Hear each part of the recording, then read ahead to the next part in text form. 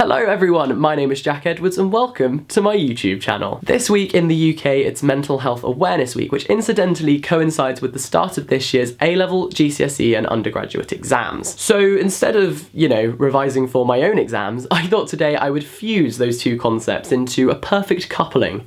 Hopefully it lasts longer than Chem and Amber. The exam period has the potential to be incredibly stressful. We spend so much time cramming our brains full of knowledge that we forget to actually look after them. You wouldn't dream of running onto a football pitch if you had a broken leg, so why do we commit to another revision session when our brains aren't functioning properly? And the reason that I wanted to make a video about this topic in particular is because obviously I'm going through it at the moment. I know exactly how it feels to feel constantly guilty when you're not doing work, to feel a constant weight on your shoulders, but also because of the kind of study tube community. I feel like sometimes we oversaturate this platform with videos of us like working for such a long period of time, and it looks as though we have this like perfect mindset. We're always completely motivated. We never panic that an exam has gone terribly, and it's just not the reality of the situation at all. It is okay to not be feeling 100% all of the time, and it's okay to struggle, it's okay to worry, to panic, to feel anxious, and you don't have to have a mental health illness to struggle with your mental health, if that makes sense. I feel like everyone has moments where they are struggling, and so the point of this video is kind of tips and motivation to kind of get yourself out of that position, and to accept the fact that actually we're not invincible, we don't need to be invincible. I'm not invincible, you're not invincible, and that is fine. Right, that was quite the ramble, sorry about that. So I've kind of compiled 10 tips for kind of self-care, which are specifically tailored around the whole revision period process and exam season, so I hope that they help. 1. Finding it very difficult not to make a Dua Lipa reference there. 1. If you're struggling to deal with all of the emotions and feelings that are bubbling up inside your brain, write them down, put them on paper or type them out, and get rid of them. There is a website called Pixel Thoughts or something along those lines, which I will link down below, where you can literally type all of your feelings and it puts them onto a star, and you have like this night sky, and you set it's like a 60-second kind of relaxation activity where your thoughts like slowly kind of fade into insignificance and just disappear into the night sky, and it's great. Also, just writing your thoughts down onto a piece of paper, sometimes it helps to kind of make sense of things, to kind of like articulate them or to write them down. Rip the piece of paper in half, burn it, if you type it out, exit the tab, delete it, and literally remove that. It's very cathartic to just unload everything that's going on up here and literally just getting rid of it. Number 2 is parkrun. Now, parkrun is a weekly 5k run that they do in most towns or cities. They do them back home where I live, but also here at university, which is great. It's every Saturday morning, usually about 9:30. Just anyone can go. It's completely free to do. You have to like sign up online and you get a barcode. Everyone starts at the same point and runs.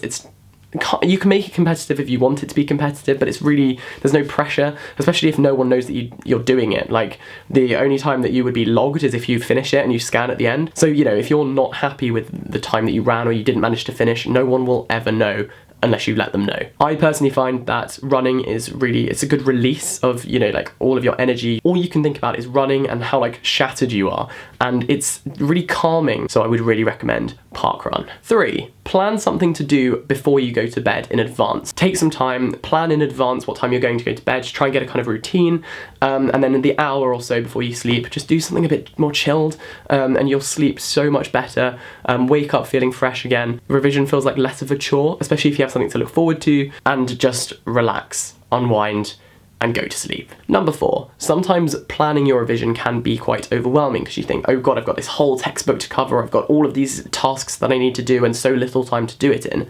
Break those down. For example, instead of putting make flashcards on the textbook, section A of the textbook, or pages 1 to 3, and then another check for 4 to 5 kind of thing. So you kind of tick little things off as you go, and it feels like you're achieving more, it feels like you're being more productive, puts you in a better mindset. I don't know, it's like a weird psychological thing for me that the more I tick off, the more productive I feel and the more good I feel about what I'm doing. Also, put in little things like eat lunch, wake up, have a shower, and tick those things off too, because those are part of your day. Also schedule in breaks and tick those off. Like, your breaks are just as important to schedule in as the hour or so of revision that you're doing. Like, tick everything off and feel good about yourself that you did all of those things. Number 5, alphabet relaxation. Now this is something that I think my mum taught me, but it's basically like if you're ever feeling panicky or anxious or you know, especially in an exam, in your head, get the alphabet, pick a category, so countries, towns or places, you know, or capital cities,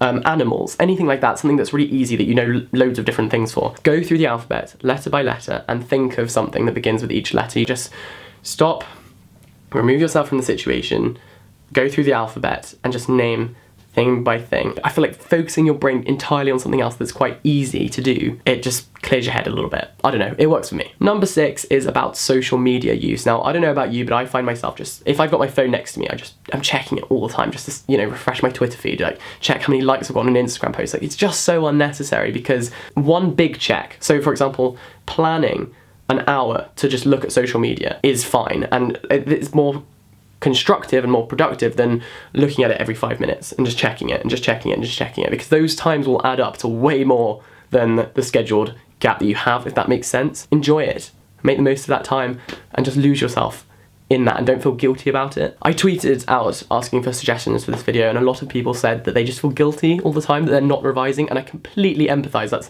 one of my biggest problems too, is especially at uni, because I feel like I never leave uni, you never just go home, because your home is still uni. So I feel like I'm always just feeling guilty when I'm not working, feeling like I should be working, or looking at other people who just seem to be working all the time. You know, giving yourself a slot and being like, no, for this hour, I am going to have a break, because you need it. And it makes you feel a lot less guilty for just like checking your phone every so often. Number 7, I always say that making revision plans is really useful. However, it can make your time too rigidly planned and organised to the point where if you don't finish a task, you don't have time to actually finish it anywhere else because you've got so many other things that you've planned that you just end up going a bit crazy and feeling like you never ever finish anything, and it makes you more stressed in the process. So what I've been doing recently is leaving kind of rather large slots in my timetable for just revision, but unspecified. So if I don't finish a task today, I've got Friday where I can finish it. Tie up all the loose ends, finish everything that I haven't finished yet, and then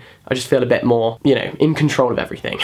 Number 8, focus on something menial. There are so many things in our day that we just do without thinking, you know, like brushing your teeth, making a cup of tea or coffee, or, you know, pouring a bowl of cereal, anything like that. Leave your phone behind. Go and do those things and really focus on them. They're things that you just do, your brain just switches off and you just do subconsciously. Really focus on every task that you're doing, like the pouring of the milk, the boiling of the kettle, like the noises. I sound like a hippie, just taking some time to completely remove yourself from all the other problems you have and just being like, right, for the next 2 minutes, I'm going to really focus on brushing my teeth. And I don't know, I feel like that's quite a calming thing to do if you're feeling quite stressed. Number 9 is a breathing technique and a relaxation technique that is especially good for exams, and this was recommended to me by Ollie, who kindly sent this to me over Twitter DMs. Thank you very much. So basically the way that it works is you get your hand and you trace your hand with your finger or with like a pen or anything like that. You go up and down your fingers, like take it slowly. As you go up the finger, inhale.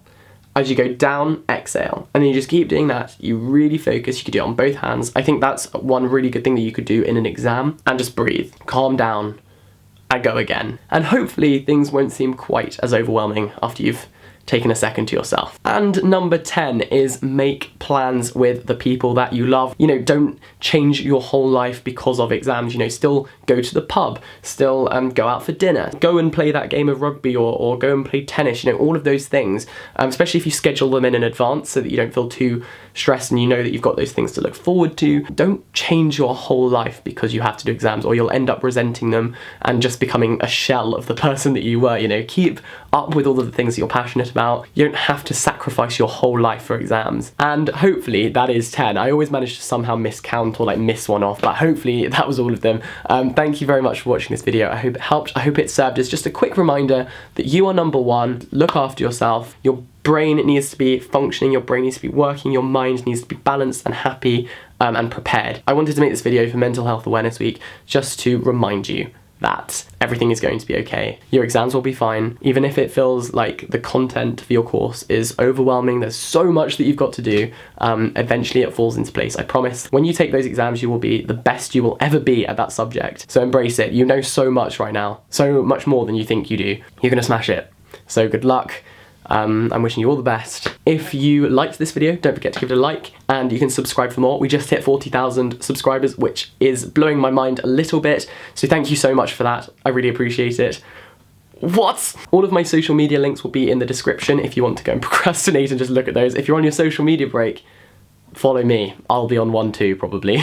Yes, thank you very much for watching. Look after your mental health. Have a nice day. Goodbye.